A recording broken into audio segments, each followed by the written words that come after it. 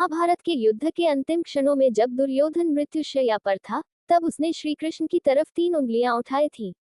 इस घटना के पीछे दुर्योधन की गहरी पीड़ा, सवाल और पश्चाताप छिपे थे। दुर्योधन का पूरा जीवन युद्ध, घृणा और प्रतिशोध में बीता, और महाभारत का युद्ध उसकी असफलता, अहंकार और अधर्म का परिणाम था। लेकिन मरते वक्त उसकी 3 उंगलियां उठाने का भाव महाभारत के दर्शन को और भी गहरे अर्थों में सामने लाता है। दुर्योधन ने श्री कृष्ण की तरफ 3 उंगलियां उठाकर 3 प्रश्न पूछे थे, जो उसकी मानसिकता और उसके जीवन के अंतर्निहित संघर्षों का प्रतीक थे। पहला सवाल, अधर्म क्या था? दुर्योधन ने हमेशा सोचा था कि उसने जो किया, वह सही था। उसने अपने पूरे जीवन में अपनी महत्वाकांक्षाओं और कौरव साम्राज्य की रक्षा की। उसने पांडवों को अपनी सत्ता के लिए खतरा माना और उन्हें चुनौती दी।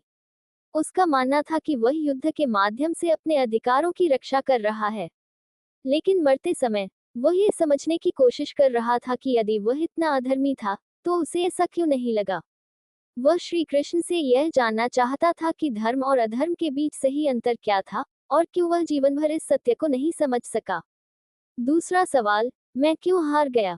दुर्योधन को यह विश्वास था कि उसके पास महान योद्धा थे और वह ताकतवर था। फिर भी उसकी हार ने उसे गहरे अवसाद और संदेह में डाल दिया। उसने सोचा कि क्यों उसकी सेना, जो इतनी शक्तिशाली थी, पांडवों के मुकाबले हार गई। ये प्रश्न उसके अहंकार और उसकी सैन्य शक्ति पर प्रश्न चिन्ह था। उसे समझ नहीं आ रहा था कि उसकी सारी शक्ति, उसकी सारी तैयारी आखिर क्यों व्यर्थ साबित हुई। ये सवाल उसके द्वारा किए गए रणनीतिक गलतियों और युद्ध की वास्तविकता के प्रति उसके अंधविश्वास का प्रतीक था। तीसरा सवाल, क्या मैं धर्मी नहीं था? दुर्योधन का अंतिम सवाल यह था कि क्या वह धर्म के रास्ते पर नहीं था।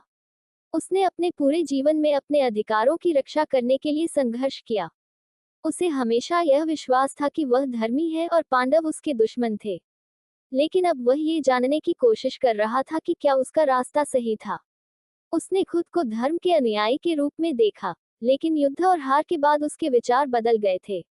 वह ये समझने की कोशिश कर रहा था कि क्या उसके जीवन के सिद्धांत सही थे, या उसने जीवन भर अधर्म का पालन किया। श्री कृष्ण ने उसकी 3 उंगलियों को धीरे से नीचे कर दिया, जो इस बात का प्रतीक था कि दुर्योधन के सारे सवाल अब व्यर्थ हैं। युद्ध समाप्त हो चुका था, और अब उसके सवालों का कोई मतलब नहीं था। श्री कृष्ण ने शायद ये संदेश दिया कि दुर्योधन ने अपने जीवन भर जो कर्म किए, वे उसी के कारण उसकी वर्तमान स्थिति तक लाए हैं। धर्म और अधर्म की समझ कर्म और उनके परिणामों पर निर्भर करती है, और अब उसे इसके परिणामस्वरूप अपने कर्मों का सामना करना पड़ रहा है।